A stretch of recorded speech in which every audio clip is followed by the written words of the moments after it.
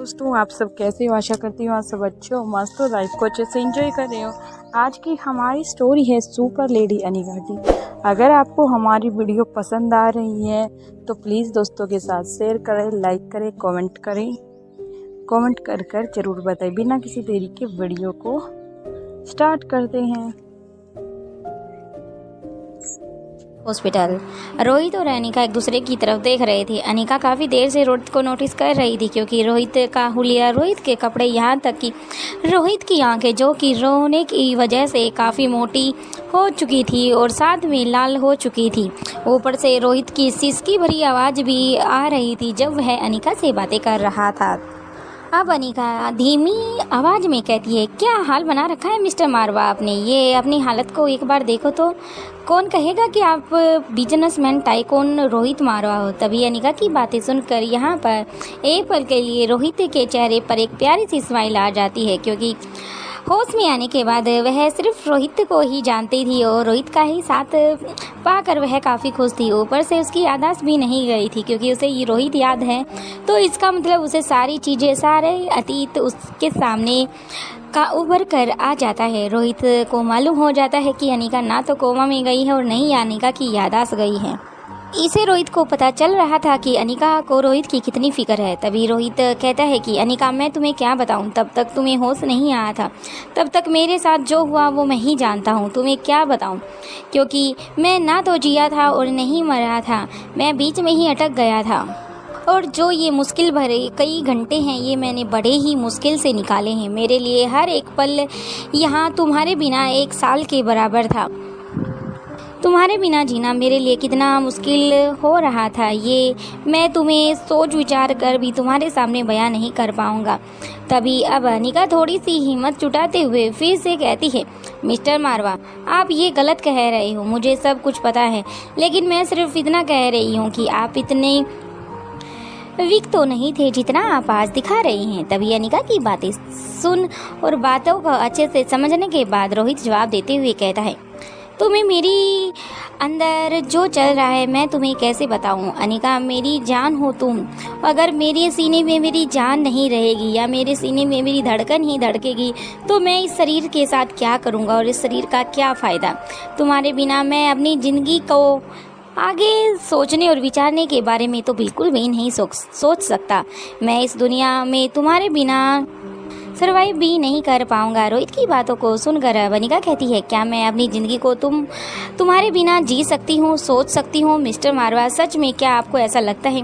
रोहित अनिका की बातें सुनकर आराम से अपनी गर्दन को हिला देता है। अब रोहित कहता है, तुम्हें मेरी जगह नहीं थे, लेकिन अनिका उस टाइम पर अगर तुम मेरे जगह होती तो शायद तुम्हारा भी यही हाल होता, या ये कहा जाए कि तुम्हारे लिए पल पल को व्यतीत करना बहुत ही बुरा और मुश्किल भरा होता। क्योंकि जिस टाइम मैंने तुम्हें वहाँ से बाहर निकाल कर बचा कर लेके आया था उस टाइम मुझे नहीं लग रहा था कि तुम जिंदा हो और ऊपर से तुम्हें कोई डॉक्टर बचा सकता है, क्योंकि मेरी सारी हिम्मत वहीं पर ख़त्म हो गई थी। मुझे समझ ही नहीं आ रहा था कि मैं अपनी अनिका को बचाऊं तो बचाऊं कैसे। अब अनिका अपनी उंगली के इशारे से चुप रहने का इशारा करती है। रोहित भी अब चुप हो जाता है। अनिका ने रोहित को उसकी बात को वहीं बीच में ही रोकने के बाद अब अनिका कहती है, मैं भी आपकी जगह हूँ मिस्टर मारवा, एक बार याद करो, कोशिश कीजिए। आपको याद है ना जब उस बैंक में उस पावर ड्रग्स के लिए हमने फाइट की थी उस गैंडे के साथ, उस शक्तिशाली गैंडे के साथ, जब तुम उस रूम के अंदर थे तो वो बम ब्लास्ट हो गया था। उसके बाद तुम काफ़ी दिनों तक गायब हो चुके थे। ऊपर से मुझे जो लाश मिली थी वो जिसकी भी थी, सभी ने ये मान लिया था कि तुम मिस्टर मारवा यानी कि रोहित हो। लेकिन मेरा दिल और दिमाग कह रहा था कि ये मेरा रोहित नहीं हो सकता, क्योंकि मेरा रोहित मुझे छोड़कर नहीं जा सकता। उस टाइम पर शायद मेरा भी हाल कुछ ऐसा ही था। मैं कैसे बता सकती हूँ कि वो टाइम और वो समय मैंने कैसे व्यतीत किया, क्योंकि जब मुझे वो हादसा याद आता है तो शायद आज भी मेरे रोंगटे खड़े हो जाते हैं। तुम्हें खोने से लेकर आप साथ में सौम्या द्वारा बताई गई बात भी उसे याद आ जाती है। फिर कहती है कि मेरे सामने जब सौम्या ने वो बात रखी थी तो शायद ऐसा ही कुछ हाल मेरा भी था। मैं एक पल के लिए तो अपनी सांसें रोक कर आराम से सोचने लग गई थी। ऐसा लग रहा था जैसे कि मेरी शरीर से कोई मेरी सांसों को खींच रहा है। अब अनिका लगातार बोलते जा रही थी क्योंकि अनिका के अभी काफ़ी ऑपरेशन हुए थे, काफ़ी घंटे के लिए अनिका बेहोश भी थी, उसके शरीर के अंदर इतनी ताकत नहीं थी, उसके लिए बोलना बहुत ही मुश्किल हो रहा था क्योंकि अनिका के सिर पर पहले ही बहुत ज़्यादा चोट लगी हुई थी। अनिका अब अपनी सांसों को फिर से जोड़ते हुए अब धीरे से फिर से आगे बोलना शुरू करती है, लेकिन उससे पहले अब रोहित समझ जाता है कि अनिका यहाँ पर किन किन बातों का जवाब में किन किन बातों को अब याद दिलाने वाली है। इसलिए अब रोहित यहाँ पर अनिका को रोकने की कोशिश करते हुए कहता है, क्योंकि रोहित यहाँ पर अनिका की कंडीशन को अच्छे से समझ पा रहा था। अनिका के सिर पर पहले से ही इतनी गहरी चोट लगी हुई है, ऐसे में अनिका का इतना बोलना शायद उसकी सेहत के लिए बिल्कुल भी ठीक ना होगा। लेकिन अब अनिका यहाँ पर रोहित को, इससे पहले रोहित अनिका को रोकने की कोशिश करता, अब अनिका फिर से कहती है, मिस्टर मारवा, आपको याद है जब आप लंदन में थे और आपके सीने पर वहाँ पर एक जख्म बन चुका था, या ये कहा जाए कि वो जख्म आपके द्वारा किसी व्यक्ति द्वारा उस चाकू को मारने से हुआ था। उस टाइम भी मैं कितनी टूट गई थी, लेकिन मैं आपकी तरह ऐसे बिखरी नहीं थी। आपको पता है ना, जब हमारी याददाश्त आने के बाद जब मुझे अपने बिहेवियर के बारे में पता चला तब भी मैं कितनी अपसेट हो चुकी थी, लेकिन मैं तब भी इतनी ज़्यादा नहीं टूटी थी। मुझे ये जब पता चलता है कि नकली आकाश की जगह पर असली आकाश को ट्रांसफ़र कर दिया गया है, या ये कहा जाए कि असली आकाश को बदल दिया गया है, तो मैं उस टाइम पर भी इतनी नहीं टूटी थी। यहाँ तक कि मुझे ये भी पता था कि मेरा भाई जिंदा है, लेकिन वह कैसे और यहाँ तक कैसे उसको लाना है, ये सब भी मैंने प्लान किया था, क्योंकि मेरे पापा के लिए एक मेरा भाई तो है उसका सहारा, ऊपर से वो मेरी फ्रेंड यानी कि मेरी प्यारी दोस्त, मेरी प्यारी बहन का पति भी था। अब अनिका की आवाज़ बिल्कुल स्लो आनी स्टार्ट हो जाती है। रोहित समझ जाता है कि अनिका इस बारे में काफ़ी, उसकी सिचुएशन काफ़ी क्रिटिकल हो चुकी है। एक पल के लिए तो अनिका जैसे ही लगा कि रोहित यहाँ अनिका को होश आया है, कहीं अनिका फिर से किसी तरह से भी बेहोश ना हो जाए, इसलिए रोहित अनिका के होठों पर अपनी उंगली को रख देता है, क्योंकि ये सब बोलते बोलते अनिका की आंखों से आंसू बहने लग जाते हैं। रोहित अपने हाथों से अनिका के आंसुओं को पोंछता है। अब अनिका फिर से आगे कहने वाली थी, तभी रोहित अनिका के होठों पर अपनी उंगली को हटाते हुए अपने होठों को रख देता है। अब अनिका बिल्कुल शांत हो चुकी थी, मानो उसका शरीर, दिमाग सब कुछ सुन और शांत हो चुका था। अब रोहित कुछ सेकंड के बाद वापस आराम से बैठ जाता है। अब रोहित अनिका की तरफ देखते हुए कहता है कि मैं ये सब बातें समझ चुका हूँ कि जितना प्यार मैं तुमसे करता हूँ शायद उससे ज़्यादा तुम मुझसे करती हो। भले ही तुम अपने प्यार का दिखावा ना करती हो, लेकिन मैं कोई दिखावा भी नहीं करता। मैं तुम्हें सच में प्यार करता हूँ और दुनिया के सामने उसे बयां करने से नहीं डरता, भले ही तुम डरती हो। अब रोहित की ऐसी बातें सुनकर अनिका तीखी नज़रों से रोहित को देखने लग जाती है। रोहित छिड़ जाता है और फिर प्यारी सी स्माइल करके रोहित अनिका की तरफ देखते हुए कहता है कि मेरी दुनिया तुम हो। अब तुम मेरी दुनिया मेरे पास आ गई है, तो फिर मुझे जीने का अब और भी मज़ा आएगा, क्योंकि मुश्किलों के बाद जब हम आगे बढ़ते हैं तो वो नज़ारा कुछ और काफ़ी अच्छा भी होता है। अब अनिका अपने होठों को बोलने ही वाली थी। रोहित नहीं चाहता था कि अनिका और कुछ वर्ड भी बोले, क्योंकि रोहित यहाँ पर अनिका की हर एक बात को अच्छे से समझ पा रहा था। जब अनिका फिर से अपनी बात को आगे बढ़ाते हुए कहती है, जरा सोचिए मिस्टर मारवा, अगर उस वक्त मैं भी आपकी तरह सब कुछ छोड़ छाड़ कर दुख होकर आराम से एक जगह बैठ जाती तो हमारी ज़िंदगी ऐसी नहीं होती। मैं भी आपकी तरह आज ऐसे ही बैठ जाती, तो सोचो हमारे तीनों बच्चों का क्या होता, तीनों बच्चों को कौन संभालता, हमारे तीनों बच्चों को हम दोनों की ही कितनी ज़रूरत है। लेकिन सोचो अगर मैं भी आपकी तरह ऐसे टूट कर बिखर जाती तो क्या होता। अब तक हमारा परिवार भी हमसे कितना प्यार करता है और हम भी अपने परिवार से कितना प्यार करते हैं, क्योंकि हर मुश्किल घड़ी में हमारा साथ देते हैं। अब ये सब सोच कर देखो कि उन पर भी क्या बीत रही होगी। अब अनिका आराम से अपनी बातों को शांत करते हुए कहती है, मैं तुमसे बहुत प्यार करती हूँ मिस्टर मारवा। आज अनिका की आवाज़ धीमी थी, उसका सारा असर अब सीधा रोहित के दिमाग पर गहरा प्रभाव डाल रहा था। अब यहाँ पर एक पल के लिए रोहित बिल्कुल भी सुन्न हो जाता है। अब उसे समझ ही नहीं आता कि अनिका ने इतने ही शब्द में अपनी पूरे दुखों को बयां कर दिया है और काफ़ी इमोशनल के साथ बिल्कुल रोहित के सामने रख दिया है। रोहित की आंखों के सामने जैसे यहाँ पर अनिका की सारी इमोशनल और क्वेश्चन समाप्त हो जाते हैं, जैसे कि कोई खुली किताब को खोल कर रख दिया है और उसे कुछ टाइम में ही पढ़कर वापस बंद कर दिया है। अब यहाँ पर रोहित अपने सिर को झुकाकर उसकी अनिका की तरफ देखता है और फिर सॉरी फील करता है और कहता है कि मुझे माफ़ कर दो, मैं शर्मिंदा हूँ। तभी अनिका कहती है कि मिस्टर मारवा, आपको माफ़ी मांगने की कोई भी ज़रूरत नहीं है, लेकिन मैं नहीं चाहती कि मेरा रोहित किसी के सामने ऐसे रोए, ऐसे गिड़गिड़ाए, क्योंकि जो टाइकून बिजनेसमैन टाइकून रोहित मारवा है, मैंने उसे ही पसंद किया है, मुझे वही अच्छा लगता है। मुझे ये इमोशनल वाला रोहित मारवा बिल्कुल अच्छा नहीं लगता। अब अनिका के फेस पर भी एक छोटी सी प्यारी सी स्माइल आ जाती है।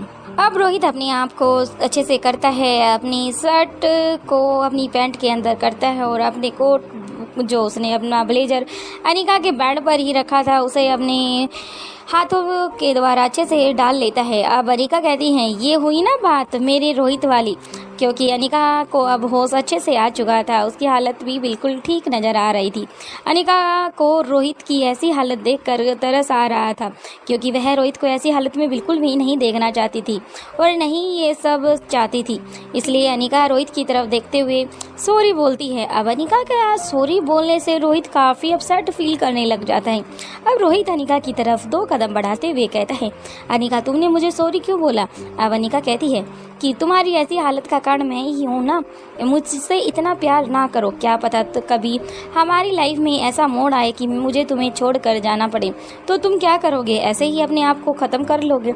जैसे ही अनिका के मुंह से ये बात निकलती है, रोहित मारवा अनिका के होठों पर हाथ रखते हुए कहता है, अनिका मैं तुम्हारी सारी बातों को बर्दाश्त कर सकता हूँ, तुम कुछ भी कहो, लेकिन तुम्हारी ये छोड़ने वाली बात तो मैं कभी एक्सेप्ट ही नहीं करूँगा। भले ही हमारी लाइफ में कितनी ही बड़ी प्रॉब्लम कोई भी सिचुएशन क्यों ना हो, लेकिन रोहित अनिका से अलग कभी नहीं हो सकता। नहीं अनिका और रोहित को कोई अलग कर सकता है।